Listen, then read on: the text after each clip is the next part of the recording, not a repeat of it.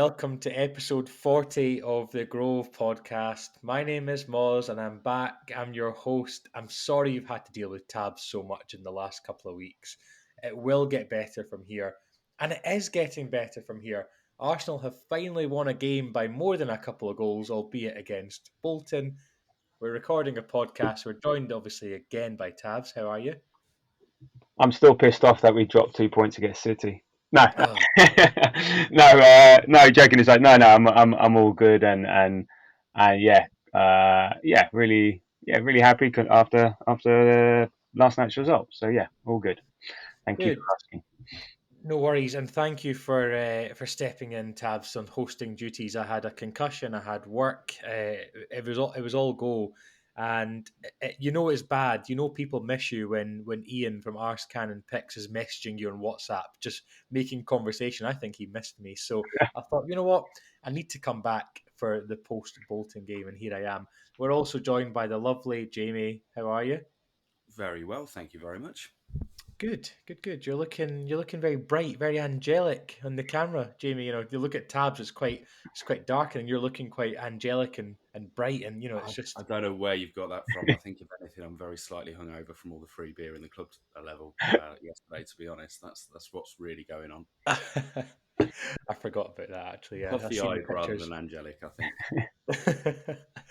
So anyway, let's get into this. So we played in what Wales would class a very important tournament yesterday, the Carabao Cup, and we played against Bolton, who, a couple of leagues below us. We weren't expecting a tough game, but the lineup and when we go into talking about the game, I guess it was interesting, to say the least. Potentially, I was quite surprised with Arteta. I'll go into that in a second.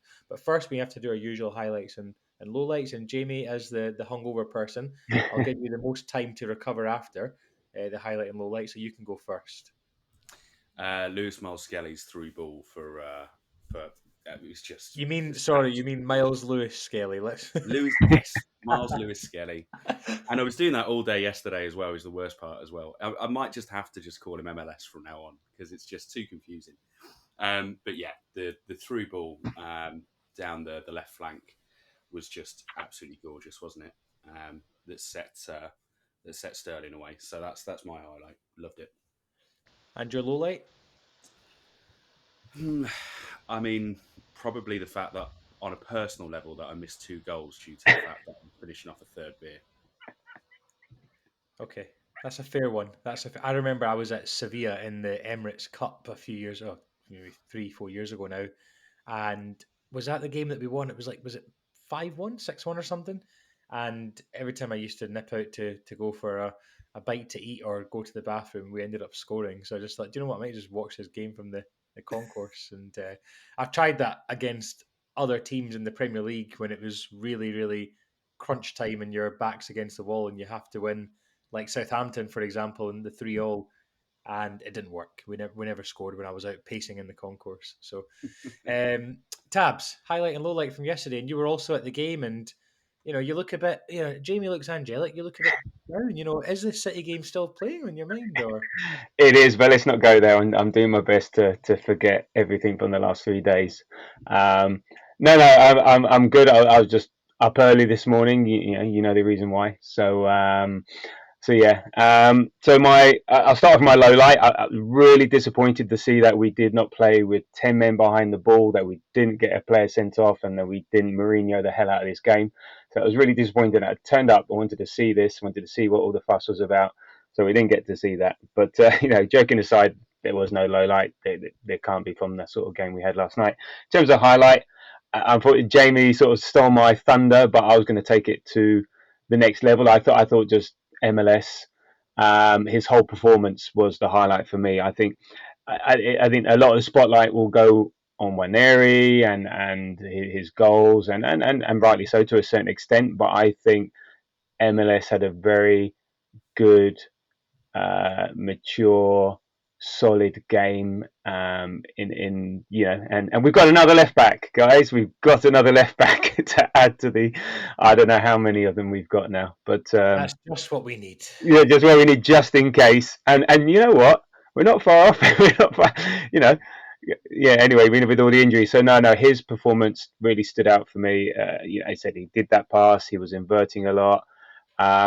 He was really good, and it wasn't in a position that you would normally shine. And say a lot of flowers will go to Waneri, and we'll talk about that. But for me, yeah, MLS was my highlight. I really enjoyed his performance. So I must admit, I didn't watch the game. I was playing football. I was playing. You Oh, are doing no good to the credibility, what little credibility we have on this podcast. That the main host is how should we say? so I'm going to put my hands up, and we've been recording for just under 6 minutes, and I've just watched the 5 minute highlights. So Oh, so you're I not even listening to us now? Oh, great! So it is just getting I'm worse. I'm I'm multitasking, and what a through ball that was, and also how funny is Gabriel Jesus slipping on his ass. That is so fucking funny. Yeah. Anyway, I have watched the highlights now. You could just claim that I've watched the full. If you're listening to the podcast, please don't switch off because I've watched the full game. All right, I have. I really have. I promise you. So my highlight was the lineup, and I've mentioned this at the very start. When I seen the lineup, allegedly on the way to play football. Um, when I seen the lineup, I was really impressed that Arteta had the balls, if you like. I know it's Bolton, and look, no disrespect to Bolton, they've got Scott Arfield who used to play for Rangers, and you know they've got players who have played at a well, I say Rangers, but a decent-ish level. Um, but the thing is, I was just impressed that, he started with Kivior Calafiori at the back instead of Gabriel Saliba. He knew not to play kind of Trossard Martinelli just to risk, injuries and whatnot. And Ben White obviously is getting a rest. We know he's picked up a wee knock. And it was just nice to see a very different lineup. And we always talk about, squad depth, and we talk about, oh, our bench looks thin. But then when you look at performances from Waneri and MLS, and even to a certain extent, the right back, he looks. I know it's only highlights, but he looked pretty good as well. Was it Nichols? Josh Nichols, yeah. Josh Nichols. He looked like he had an okay game as well, to be honest. So I was just really impressed with the fact that we can do that, and I don't really know what other academy in the Premier League, and maybe it's because we're so close to Hale End because we're Arsenal. That is there another academy where players like this get a chance and are so involved with the first team? Potentially, Liverpool. maybe. What was that, Jamie? Liverpool. Liverpool Oh, and City. No, I look. I don't think we're unique in this. I think this cup is perfect for these big clubs. To do this is an opportunity. If the game presents itself, we do it. And Bolton was a great opportunity. If we were playing Liverpool or City or had a bigger tie, it might have been a different thing. I still think we would have had the likes of MLS and Waneri. Um, he may have risked Raya because rather than Porter, but the rest he would be strong. So I think Bolton was a. We were fortunate that we got Bolton at home. He had to make the changes and stuff like that. So, but we're not unique in this. We just know us better than others. But when you look at Liverpool and the teams that they've put out in the past, and City have a good academy, so we're not unique in this. But we're yeah, we're we're just happy to see it because it always seems to be a bit of a narrative about Arteta and academy players. But we can come to that later. yeah. Yeah, It it, feels it's nice to see this. it feels different though for Arsenal. It feels different for the Hale End, and I think it's because they're so involved with the first team in terms of they're sitting on the bench for Champions League games, and potentially they seem to be really involved in training and things, and I really like that. I think that we are. Yeah, I don't know. It just feels nice. Okay, Yeah. that's my highlight. It feels nice. My low light from the game. Um, I I don't really have a low light, to be honest. There's very seldom that we can go into a game. I guess if you were really, the goal we conceded was a little bit, but then that's me getting really petty, and so yeah. Let's not go with a low light. And just in case the Hale Enders are listening to this, you guys did fantastic. And in fact, no, sorry, my low light is the fact why were they on the pitch at like 11 o'clock taking photos? They should have been in their bed. They probably got school this morning, and they were taking photos on the pitch and they were posting it on the Arsenal Twitter account. They should have been in their bed, tucked up. The other low light could be that I've got potentially a drive now to Preston to go and see them play against Preston in the next round of this cup. So anyway, so Jamie, what did you think of the lineup? I know I've kind of waxed lyrical about it. Was there any surprises? I know there was a bit of chat in the Grove about Saka starting, but spending so much time with tabs now that I realise that, players need to keep ticking over and Saka starting wasn't a bad thing. What did you think of the lineup? No, very similarly, and I think as well actually when you watch the game in full, you maybe appreciated as well that I think Saka kind of played a bit of a leadership role, obviously, with a lot of those kids, and I think the main impression that I got throughout was he just looked like a man amongst boys, not just with the Arsenal team, but actually those Bolton players as well. His power and his pace was just great, giving him space that you wouldn't normally get anywhere else. And he never looked like he was in threat of pushing himself too hard, to be completely frank. So a bit of a leadership role for him, I thought, was probably the way that he was being fielded. And especially in a team where actually some of the other guys that were in there that were more experienced haven't played much games for us recently, or are still quite new acquisitions in the case of Sterling, Calafiori, and then some of the other guys in the side just haven't played much at all. So yeah, it was a really exciting lineup. I was so keen to see MLS and to see Josh Nichols, who I heard a lot about, never seen play before, and obviously in Ranieri, and brilliant to see them, all of them. They were all in great form. The goalkeeper was an interesting one. Learning about him on the day of the lineup being announced was a new one for me. I don't think I've ever seen somebody playing such a pivotal position for Arsenal at any level, other than probably under 18s where he belongs. Where I've literally had to Google him and try and find out as much about him on the day as possible. So that was absolutely stunning. I still can't remember his name now. I'll need to Jack Porter. But yeah, and he was perfectly fine and sorted and whatever. Looked a little nervous in a couple of places, but nice to see. Incredible to have another record breaker. I mean, 16 years and 74 days, was it? 72. That is just. Do you know that the craziest thing ever is when he was born? From when he was born until now, Spurs still haven't won a trophy. He's never seen Tottenham win a trophy. You're forgetting the Audi Cup. Come on, Moz. Give him credit where it's due. Sorry, yeah. A major trophy then, like the Carabao Cup. And the top of the league in October trophy. Come on, they've won that a couple of years running. Yeah, they're a top club. They know what they're doing.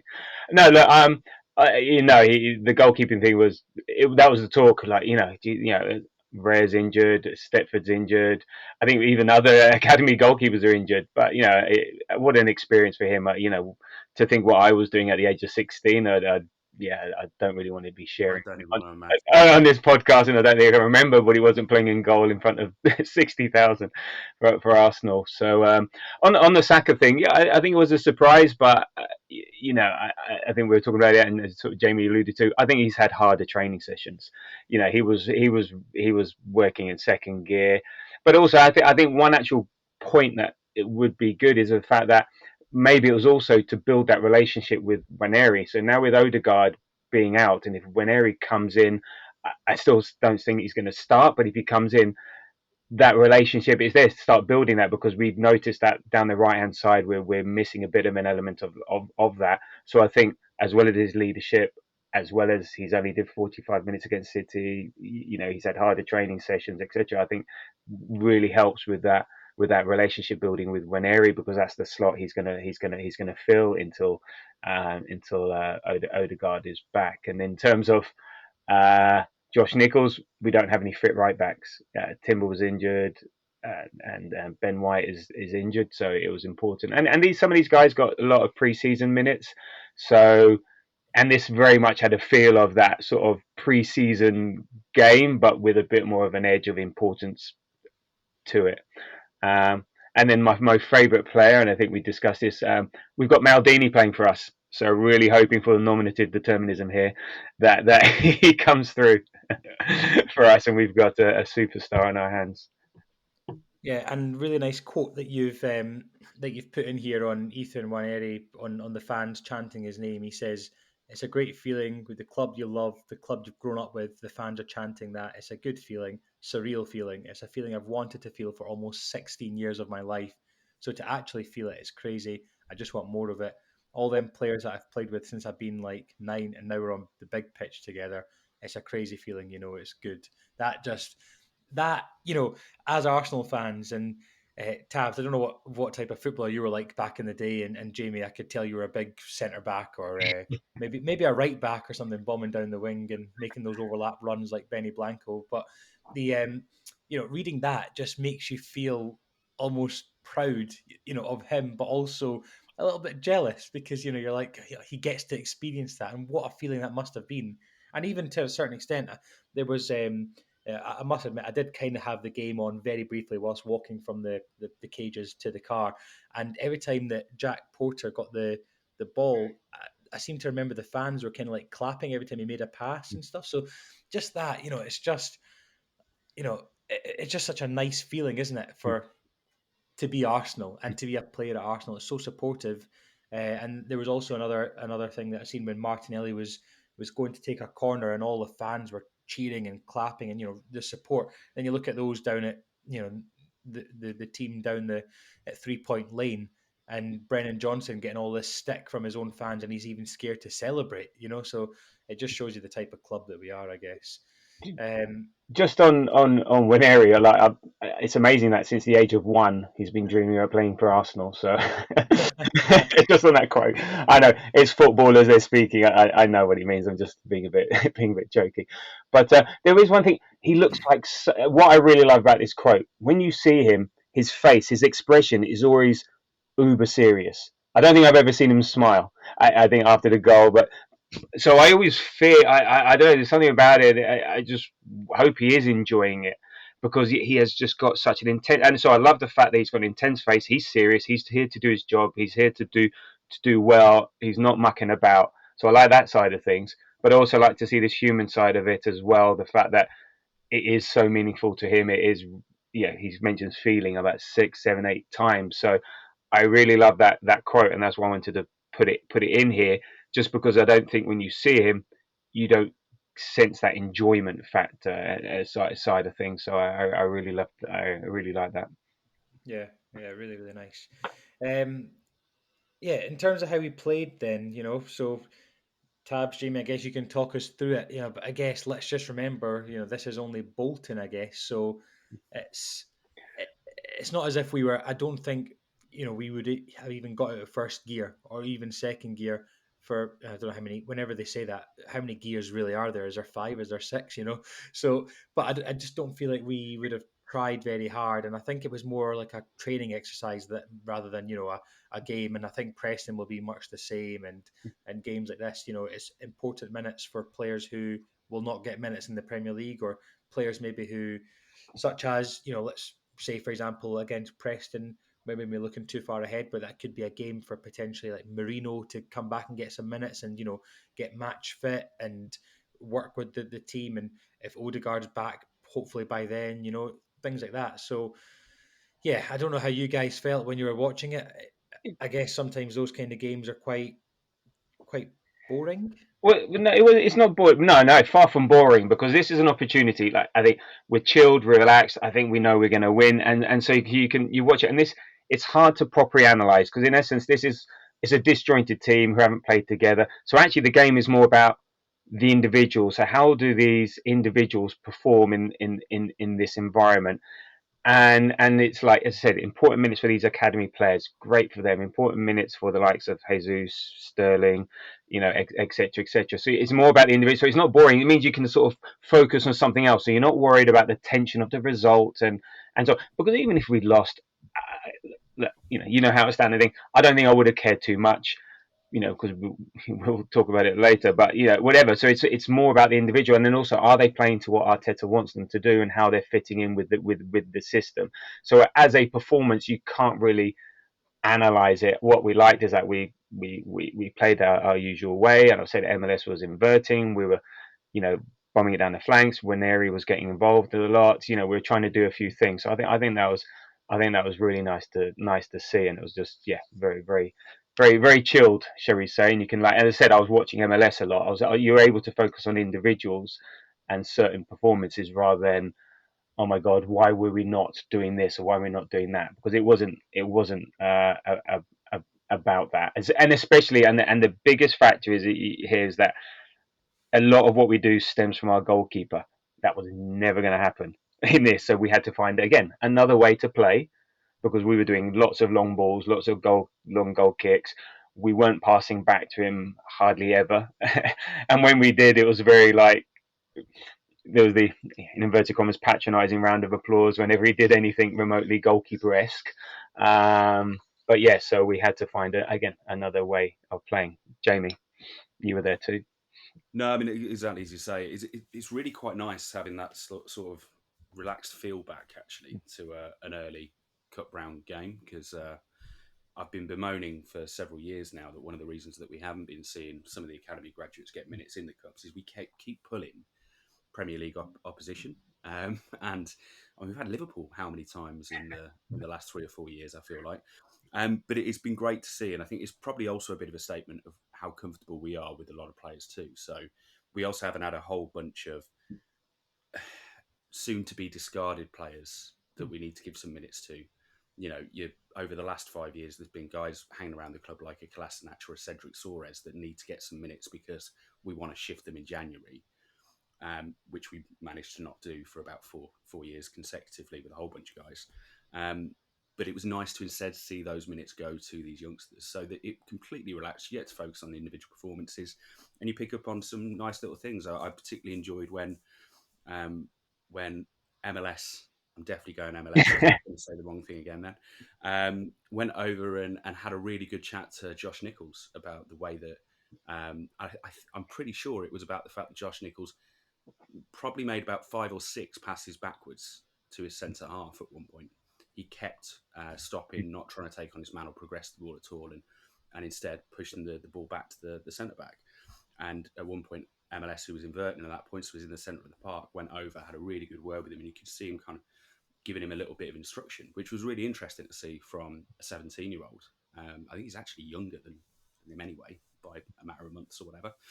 But obviously a kind of a teammate and a leader within those youth ranks, actually doing that on the big pitch rather than it being necessarily, you know, Saka or Kivior or Calafiori or any of the guys that have played at international football level that were going over and having that word with Josh Nichols.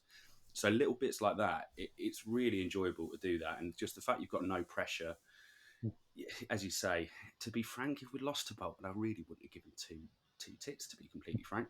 But the fact we get to go and play Preston now, a team from, you know, the next division up as well, give some more boys another go, and just enjoy another game like that is genuinely a bonus.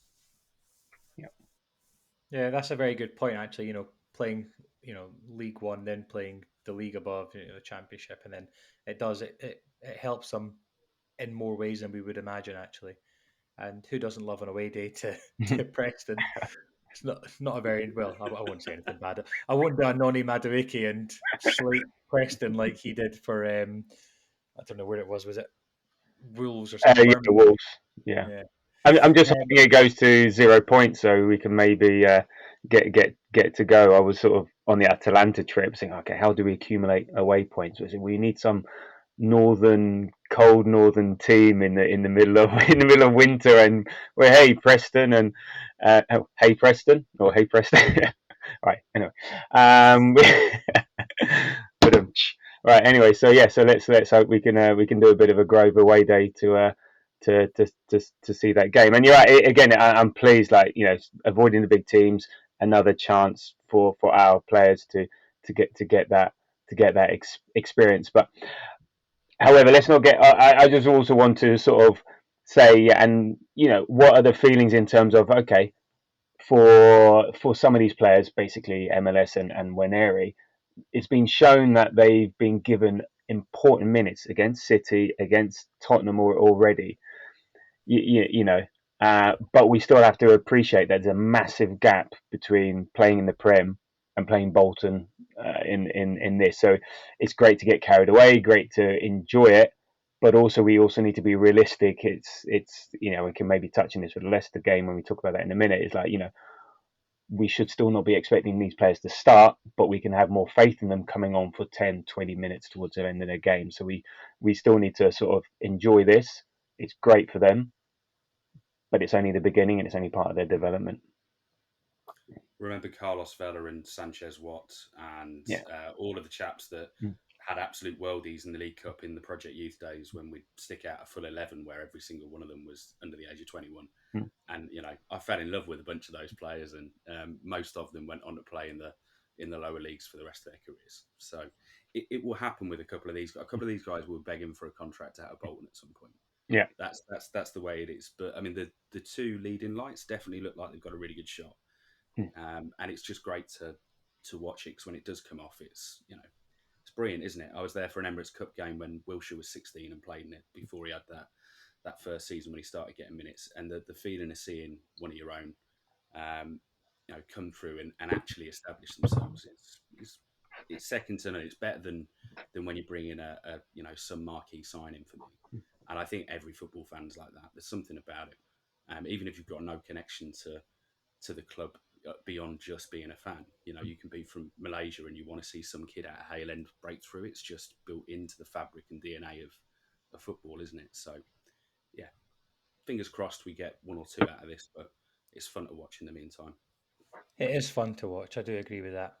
Let's move on to some key moments in the game, and also just want to talk about some stat. I know Tabs always puts a lot of hard work into his stats. So Arsenal are now unbeaten in 13 matches in all competitions, which is our longest unbeaten run under Arteta. That's quite interesting. Is there a potential for a Jose Mourinho-esque kind of making instead of the home ground a fortress, making the away grounds, like we go to the ones that we don't drop our points in. That's interesting. But it's nice that I can't remember what was the last game that we actually lost. Villa. Yeah, it was indeed. Well done. Extra memory. I still see Trossard's shot just being saved. But anyway, let's move on. Nwaneri is the youngest player at 17 years and 188 days to score 2 or more goals in a game for Arsenal since Arturo Lupoli versus Everton in November 2004.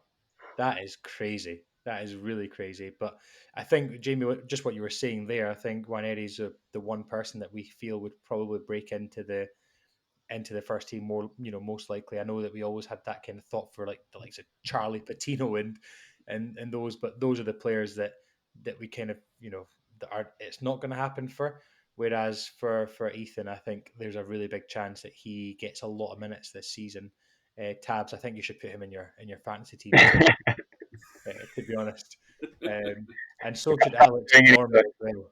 So Arsenal scored more goals versus Bolton than in their last 5 League Cup games. That's interesting. Although, I think after Mikel listened to the podcast and heard Wales' passionate rant about the Carabao Cup, I think he took it more seriously. So that's expected. Arsenal are unbeaten in the last 69 matches. I don't know why I laughed at that. It's just seeing your face, Jamie, kind of the corner of your mouth just smiling. Arsenal unbeaten in the last 69 matches in which a teenager has scored for them. We've won 62 and drawn 7. That stat has been plucked out of thin fucking air. You're talking about like the thinnest air at the top of Kilimanjaro for that stat there, Tabs. Where have you seen that? Oh, I don't know. Just blame threads. I don't know. Just like it's what I was just scrolling around. I like to like have a look at some interesting different facts. Not like this was not a day for XG and all that nonsense. So I was just trying to, the internet is a wonderful place for this sort of thing. So this is where it starts to shine. Okay, so what we need to do is basically just start a teenager and hopefully they score Yeah, every single game. yeah. God, that's almost as bad as Havertz and Martinelli or Trossard never made one pass against City, and then it turns out it's false. Anyway, I don't want to get him started. I don't want to get him started. And then finally, a couple more. Arsenal have won 21 of their last 30 games in all competitions in 2024. a win percentage of 70%. That is our joint best in any calendar year, along with 1932, when we also had a win percentage of. I remember that season well. Yeah, good one. The 31-32 season. It was really good. Yeah. Uh, Carlos Vela, I'm sure, came off the bench, and Eduardo scored a beach goal. Sorry. Talking about Carlos Vela, if he's still playing for LAFC, hopefully I get to see it. I'm in LA next week, and I've got a ticket to go and see LAFC. So hopefully I get to see Oh, him for one last time God. next Wednesday evening. Yeah, that'll be interesting. Actually, I think yes. I always like to kind of sometimes just Wikipedia and search them, and yeah, he is. He's playing for LAFC, and I think he's quite good for them. I think he Oh, scored a fair whack of goals for them. he's been like in the MLS. He's been top dog, and for LAFC, he's been their best player for quite some time, and also LAFC have a very I think Hispanic Mexican following there and stuff like that. So they love him. They love him there. I think he found a really good home, and he found his level, as we say. Yeah. He was quality at Sociedad as well. I will Yeah, say that. Saying that's his level. He was a very good player in yeah, La Liga. yeah. He just couldn't. He just wasn't a Prem. I don't think he was ever a Premiership No. player. Unfortunately, the pace was too great for him. Mm-hmm. And he was very young when he was at Arsenal. It was right at the start of his career, wasn't it? So sometimes that just doesn't work for players. Finally, to finish off the stats, so Jack Porter, Josh Nichols, Ismail Kabia, and Maldini Kakuri. I think that's how you say it. Mm-hmm. Tonight was the first time Arsenal have handed as many as 4 teenagers their first team debuts in the same game since October 2015 versus Sheffield Wednesday. And let's do a bit of trivia. I know, obviously, not going to ask you guys because you can see it on the screen. But if any listeners who are listening to this can name me the last time we handed 4 teenagers their first team debuts since October 2015, no cheating, and yeah, we'll see who can get it right. The, Anyway, moving on. the So tumbleweed will be deafening. yeah, the tumbleweed will be deafening. Let's just move on, talking about the goals and some key incidents. So there was a penalty shout, at the start of the game, and looking back on the highlights, I've seen them given.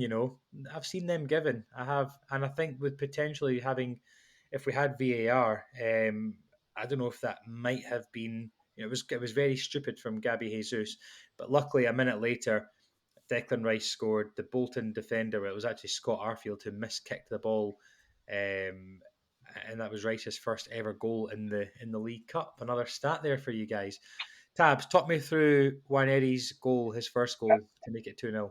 Yeah, no, this was gorgeous and stuff. Yeah, so it started off with MLS with a great pass down the left into Sterling, and Sterling didn't have to break his stride. It was break his stride. He went in, and then the first time pass, no chance for the defender to catch, and then it was in the using a cricket reference here from Jeff Boycott, it was in the corridor of uncertainty, and it was where the goalkeeper couldn't come out, the defenders couldn't attack it, and then Waneri's crashing into the 6 yard box to steer home his first goal for the club. So yeah, it was a really nice sharp move, very typical Arsenal move. You could, if you were to shut your eyes or imagine different players. It's very Arsenal, that. So I love that. And then I think this might be our final stat. He's our youngest goal scorer since Jack Wilshere at 16 years and 288 days versus Sheffield United in 2008. So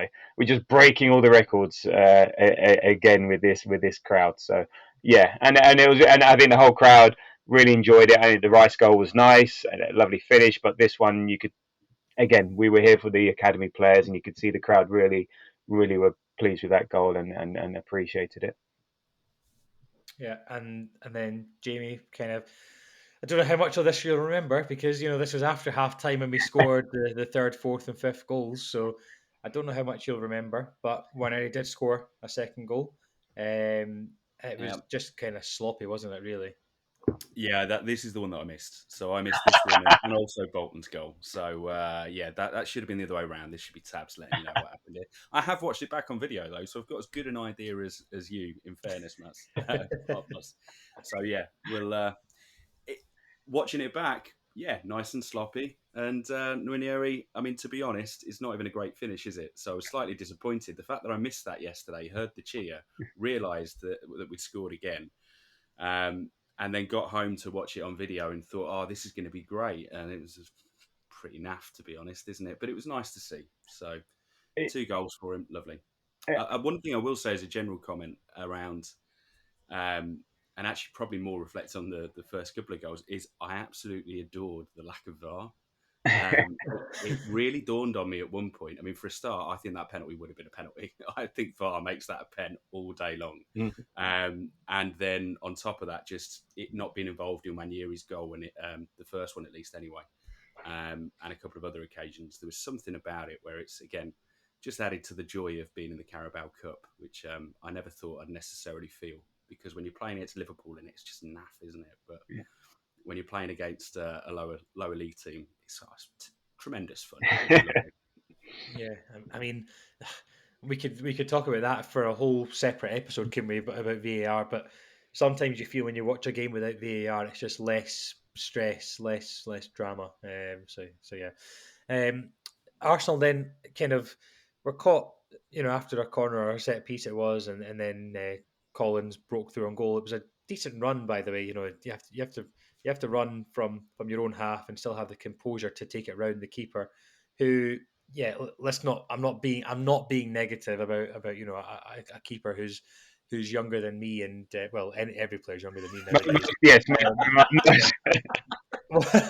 What I mean by that is a player who's very, very much younger than me and who hasn't played a first team game. But I think he rushed out. He was a bit, kind of. I guess he tried, to do too much and got it taken round him. But these things happen. It made the game more fun. And look, as the commentary said as well, it's good for Bolton that the fans got to see a goal at the Emirates. It's probably the first and last time Bolton will ever score at the Emirates for a long time anyway. Probably until the year 2025 when Man City have been relegated to, or 2026 when Man City are relegated and Bolton then end up getting promoted 2 seasons in a row or something like that. Just had to put that in there. Raheem Sterling then scored to make it 4-1. Tabs.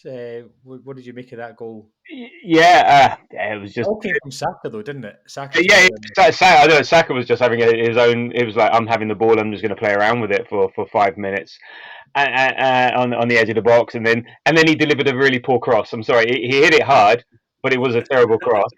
And the goalkeeper was poor. Actually, the goalkeeper was poor for the last 3 goals, I think, or played a part in it. And then it just fell to Sterling to poke it home. I mean, good for Sterling to be there. But yeah, the goalkeeper will be looking at himself, and people say, oh, yeah. But it's another assist for Saka. There was that 6 assists and a goal in 6 games. This guy is an assist machine. It's absolutely nuts. But no, it was we were. I think we were fortunate with that, but you take it where you can, and good for Sterling to get off the sheet. You take it. Martinelli would take this goal any day of the week at the moment. So or Jesus. So yeah, it's good for Sterling, and pleased because also he was another one that had grew into the game, had a decent performance. I think it was a very Sterling performance. Frustrating and good in equal measures. Yeah, and then finally, Jamie, by this time you're probably hammered. You're wondering how the fuck am I getting home in this rain? And then you realise the rain's not that bad, and it's just because you're hammered. But Havertz did score. What did you make of that? And then how soon after that did you decide to go back into club level for one final drink before going home? To be honest, I didn't think a great deal of the Havertz goal. It was quite unremarkable, right? But it was nice to see him get one and get the chant going and stuff with the Carabao Cup crowd, which is always a slightly younger and more joyful crowd at this time of the season, isn't it? So yeah, it was good to have a good old sing song, particularly as Bolton had been singing to us the entire time as well. That well, there was a lot of singing to us about how little we were singing, wasn't there, Tabs? That was quite noticeable. Yeah, when half the crowd is even younger than half the players on the pitch, that's always going to be the way. You could see the North Bank, and the clock end was actually not even there because that's where Bolton was trying. But it was a very Carabao Cup versus Bolton atmosphere game. there was loads of kids around me, loads of new fans, and good. It's an opportunity. A lot of people complain that it's really hard. Well, it is really hard to get tickets. So it's an opportunity for people who don't get a chance to go, and they're just not part of the usual week in, week out match day experience, and they're there just to get what they can out of it. So yeah, I wouldn't worry too much about that. But yeah, there were pockets of chance, and yeah, 60 million down the drain came out again, I and think around about that time, Max and Paddy lookalikes in the Bolton crowd decided to get topless as well, which was genuinely hilarious too. Because there was a bunch, like the rain is caning it down, and as if just to really rub it in, they're going, "Look at us, we're so northern. We've taken our tops off and are twirling our shirts around our heads." And it was just, I just wanted, it's yeah, that's fine and everything, but you do look like Muppets, and maybe this is why the North South divide exists. I'm sorry, guys. I think it might actually be to do with this.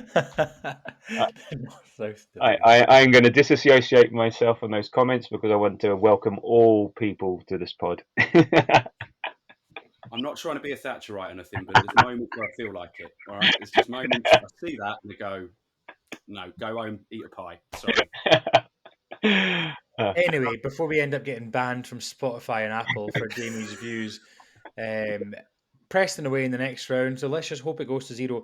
If it'll be tough to get tickets for this game, even if it does go to zero, because Arsenal might not take the full allocation, and also um, the other thing is, it's different to the Champions League games where you have to provide the name on the ticket, whereas this one, your mates who have 40 points could be buying it for someone with a lower number of points, for example, and just handing them the ticket. So um, I'm not saying anything, but Alan, thank you. And so Alan does not have 40 points, however, though. I have one away points. If it goes to Reds with more than 0 points, then I could get a ticket. But yeah, and then kind of one question you've put in here is how far do we really want to go? Because I was thinking this last night, when you look at this fixture is going to be played the week of the 28th of October. Now, we play Liverpool on Sunday, the 27th of October, and that's a 4:30 kickoff, right? And then uh, we have a game against Newcastle on the Saturday away from home, and that's a 12:30 kickoff. So you really have the Sunday night to the Saturday morning, basically, and then where do you fit the game in between that? I guess you have to play on a Wednesday, really. I don't think you can play the game on a Tuesday. Don't think they'll make us play Sunday, Tuesday, Saturday, but potentially they'll make us play Sunday, Wednesday, Saturday. So really, how far do we want to go in this cup? Do we have bigger fish to fry? Is the fixture pile up in January? And if we even, if we get that far, is that going to be an issue for us, Tabs? What do you think? It's the perennial one. I mean, I'm really pleased with with the Preston draw, the Bolton draw, because it gives the players a chance. And as I think, as you said, if we're playing harder teams, that may not happen.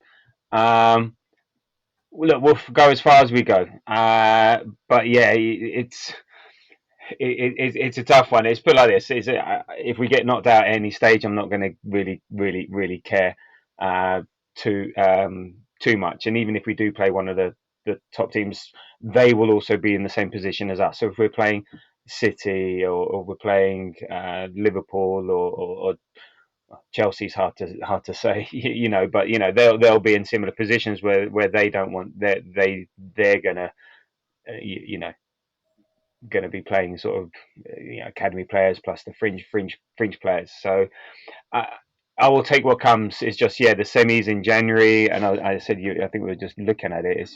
It is absolutely nuts. So yeah, Villa at home, Champions League, Wolves away, Champions League. And then there might be even like playoffs if we miss that. So there's just like and then what the Carabao Cup second leg is in February after Man City away, and then we got the FA Cup, and then we got Champions League. It's just like game after game after game. Now, if we've got a full squad and fit players, then I think maybe great. I think let's do it. But I wouldn't, as always, let's see how far we get, but not at the expense of our primary objectives. So so it would be nice, but not at the expense of those. That's where I Okay. normally stand. Jamie, who is your man of the match? You get this accolade. I know it's normally Gary Neville or something on Sky, but just pretend that you're him for one day. Who would you give man of the match to? MLS. MLS for me.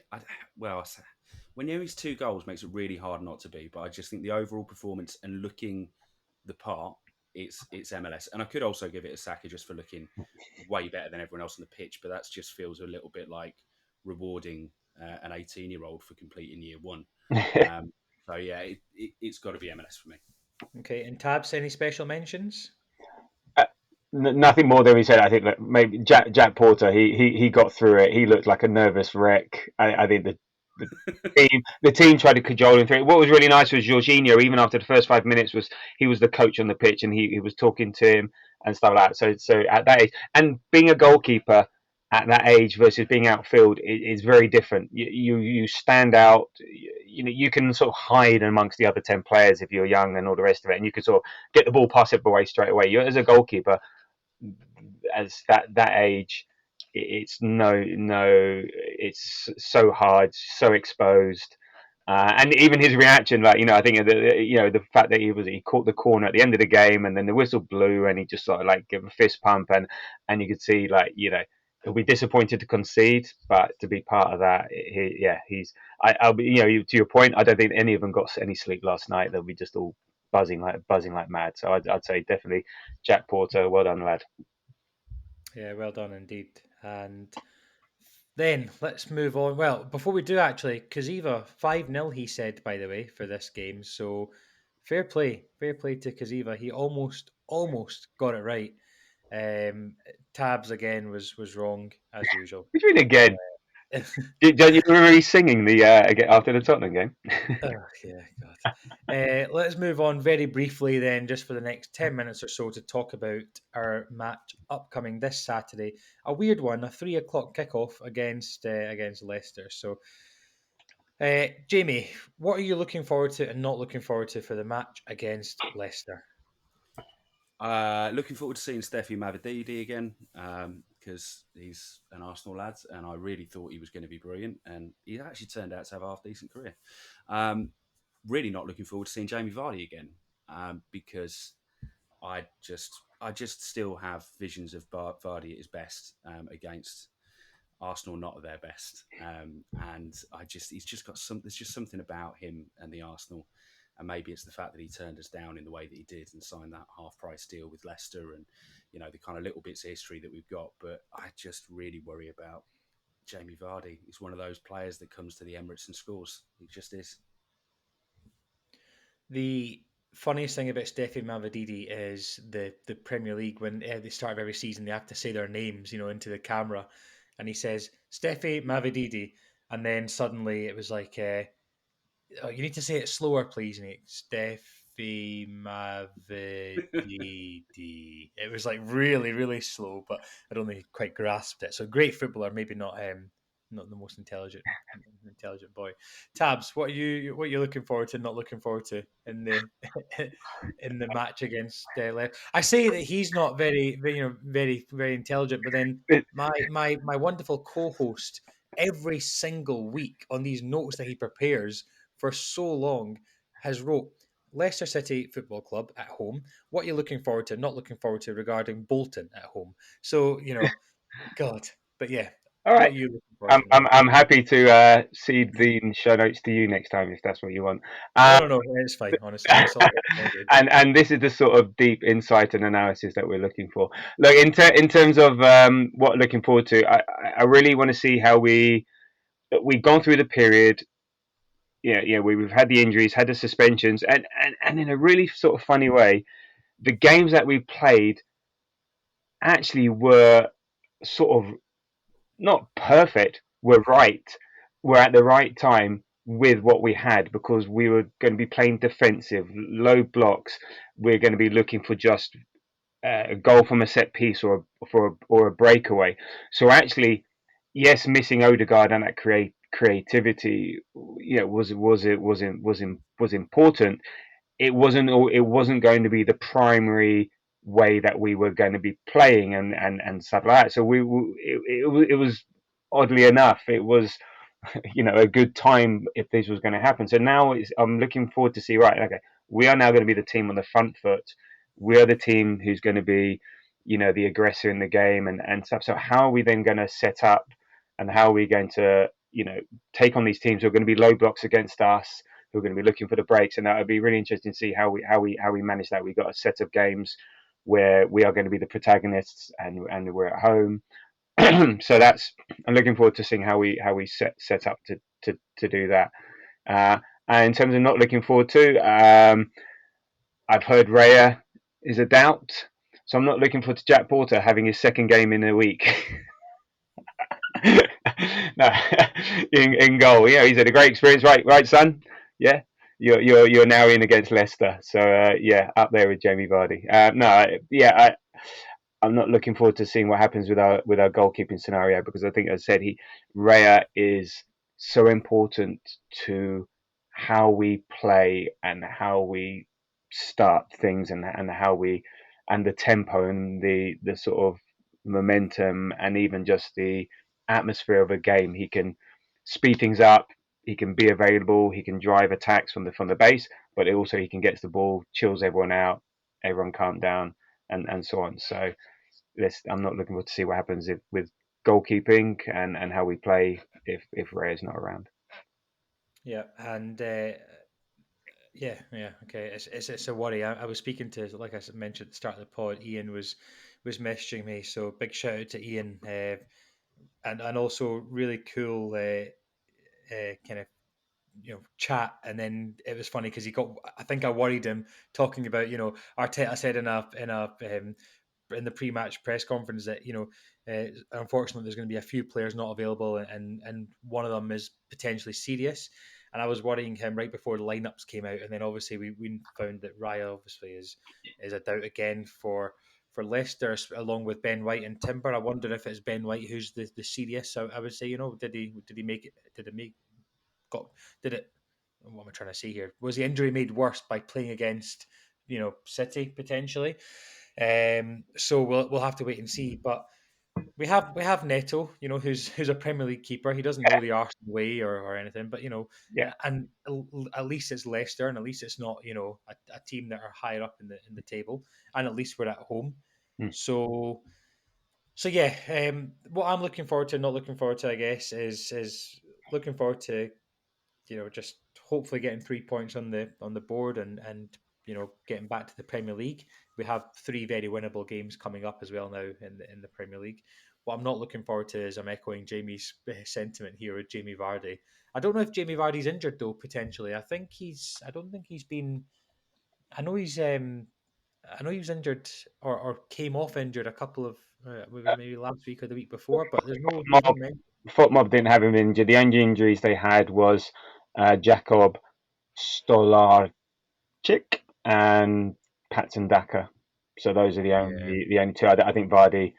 I don't know if he played in the 0-0 draw against Walsall. I doubt it very much. I can check that, but yeah, Vardy's a bit of a pain in the he neck. didn't, and the reason why I know he didn't is because I looked out of interest to see who they started up top, and it was Odson Edward who started up top for them.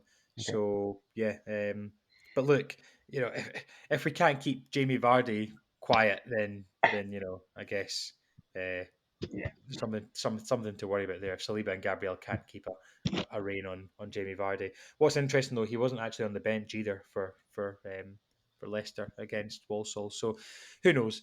But yeah, I mean, I think there's like I mentioned, there's Raya, there's Timber, and there's White, who are all doubts. But I don't really know what lineup we go with. I think if Timber and White are both doubts, then I guess you're going to have to, what do you do there? Because that's your two players who can really play right back, and there's not really much choice. I mean, we don't really know on how the timeline looks for Tomiyasu. We don't know how the timeline looks for a lot of our injured players, but it's a worry that if they are both doubts and if they are out for a few weeks, how are we going to cope with that? And is it also a worry that the injuries are starting to pile up really thick and fast at this point of the season? It's so early on. So, well, I guess all we can say is we have to wait and see. But what's interesting is, I seen a stat, and I know you love your stats, guys, but you can, with all the injured players that Arsenal have, you could field a starting 11. So Yeah. that's quite crazy. You've got off the top of my head, Zinchenko, Raya, White, Timber, Tierney, Odegaard, obviously, Marino, um, and Tomiyasu as well. So yeah, it's I, a tough one. I think, well, Nichols put in a decent enough performance. He's the next cab off the rank. I don't think you shift things around too much. The only thing is maybe you put Kivior out there. I'd rather have a right foot. I'd have a right-footed right back who plays at right back rather than sort of Kivior sort of square peg in a round hole type stuff. I know he's got the experience and so on. What was interesting last night, we had two left-footed centre backs, and it was really obvious. The way Kivior was passing out, it was not like Saliba passing out, putting onto his right foot, but just the way it's just the way a centre back passes with his left foot. It's just a different trajectory. In a way, it makes it closer to the forward and it makes it easier to intercept and stuff like that. And so this very much happens with, okay, we've played Timber at left back and stuff, but I think he's a bit more skillful with both feet. So yeah, I think I'm happy to play Josh Nichols there. He played in pre-season against United, against Liverpool. I think correct me if I'm wrong. I think, and he put in a decent enough performance there yesterday. It is Leicester. It isn't. Is we've got a should have a strong enough team. I think everyone else will be pretty much the same as City. Um, I think that would be that, and I wouldn't want to force the issue too much. So the only thing is, yeah, if a right goal, yeah, you're right. I was joking about Porto Neto. You're right. He's a Premiership ready goalkeeper. I shouldn't have any qualms about that. Yeah, just right back. I'd be happy with Nichols, but if Arteta says Kivior or anyone else, then I trust his judgment on that. We just have to, like we've been doing since God knows when, just adapt and up front we should still have too much for them. Yeah, and Jamie, you know, what are your so we've ended up with obviously 11 points from the first 5 games. Where do you see us ending up from? Obviously, Premier League for the next 5 games. Do you see us going on a bit of a run? How do you see us? So, just in context, we've got Leicester at home, Southampton at home, Bournemouth away, Liverpool at home, Newcastle away. So, 3 winnable and then 2 kind of tougher games. So, yeah, the next 5. How many points do you envisage? I want to say 13, and I'd be really, really happy if we did. But yeah, um, I think certainly, as you say, there's three that you feel like are gimmies there. Um, they're not quite. They're still Premier League games, and they're still being played at a time where some of those weeks we're going to have to play during midweek as well. Um, and obviously, as we said, we've got a lot of players injured, so I don't want to take it too for granted. But I think if we came out with 13 from those games, um, then I would feel really, really um, convinced that we're going the whole way this season. And that's where I'm at. I'm kind of looking at those 5 games and just thinking this is the time to really get a bit of momentum behind us. Hopefully, have a few of the guys returning towards that Liverpool game. That's obviously the major worry for most of us. I think more so than Newcastle for me. I think Newcastle look a little bit off the pace this year. There's plenty of talent there still, but they do not look like the energetic sort of swashbuckling team that they did in house, kind of, or under the pinnacle under Howe. So I'm less concerned with that. It's just that Liverpool game that I'm tremendously worried about. I want to make sure we've got at least everybody that's currently fit for that, and certainly needing a couple of these guys back in the side. And I think if they are there, then 13 to 15 points is completely doable for this side. You've got to aim for that, haven't you? That's what we're looking for.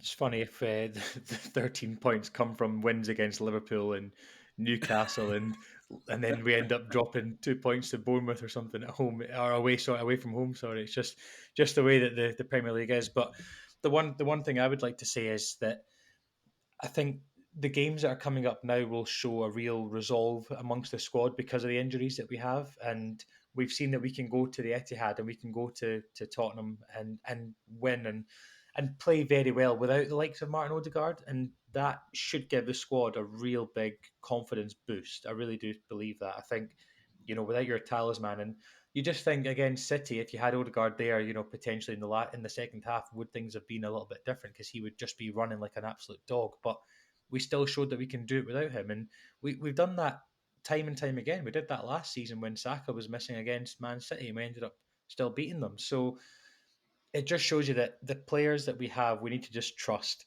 And I'll echo your comments, Jamie, as I have done the full episode, because you're very, very good with your opinions. Not saying you're not, Tabs, but I just think that, these are the games that we need to win. These are the games that we can kick on from. And if we end up on 13 points, then I'll start to believe that Arsenal could be potentially Premier League champions come the end of the season.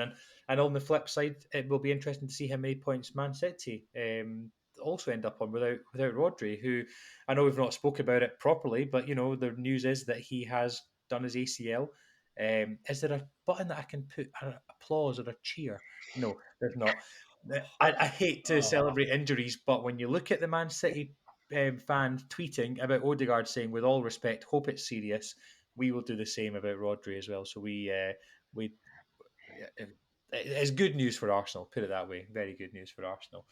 Um, let's go on to predictions for the match against Leicester. So, Tabs, are you going to get one? Are you going to get another one right this season, or are you going left Well, field with? I'm predicting the win. I mean, Leicester after 5 games, they've only got 3 points.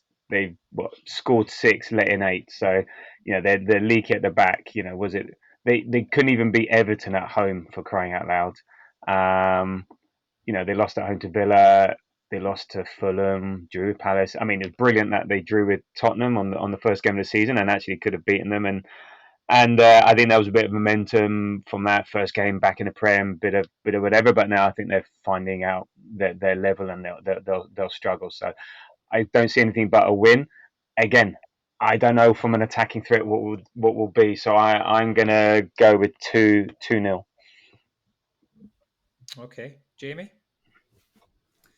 I kind of wonder if this is going to be a bit of a shackles off game. So I'm going to go really punchy, and I'm going to go 3. I think 3-0 for me.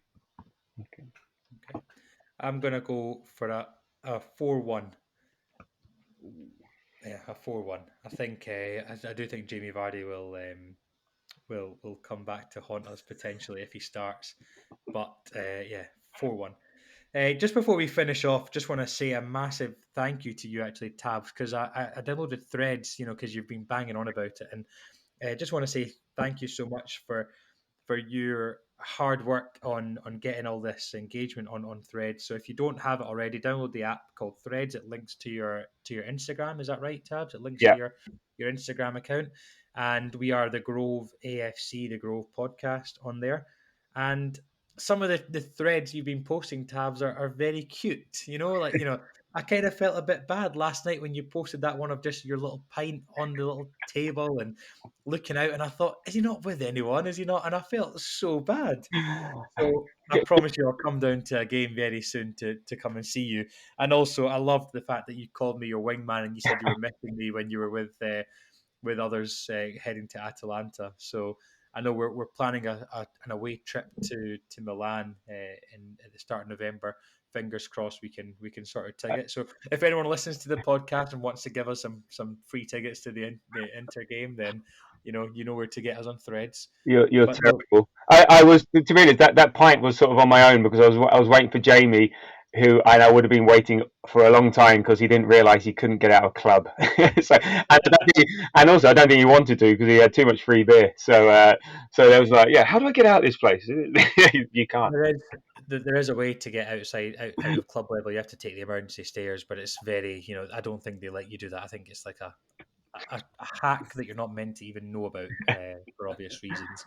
But But no, I just want to say thank you, Tabs, for all the work um, that you're doing on social media, my and pleasure. yeah, I really appreciate it. So I will I'll give you a hug when I next. I know you're missing your wingman, Jamie. Thanks for joining us. It's bedtime for you. I take it now. Don't want to be too hungover. Is that right? Or Have you got a busy day ahead? To be honest, I've done this while sitting on our spare bed, in fairness, which I thought was going to be a really good idea. And then I've realised I've been sat cross-legged for an hour and 10 minutes, and honestly, my right leg feels like it's going to fall off. So no, I'm getting out of bed onto the couch. I, Is what's Yeah. happening. when you said sitting, I thought you were going to. To be honest, I've been sitting on the, and I thought Yeah. you were going to say something very different there for a few minutes. Yeah, I thought the same.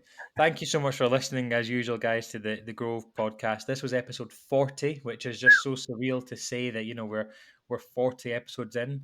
They're coming thick and fast. We will next be recording on the weekend, Saturday night, so the episode will be released on Sunday for the Leicester post-match kind of result and talk, and we'll be joined by another very special guest. I'll keep that secret until then. And keep your eyes peeled. And remember to follow us on all social media platforms, especially Threads. It's the Grove AFC. It's goodbye from me, Tab, and Jamie. Ciao, ciao. See ya.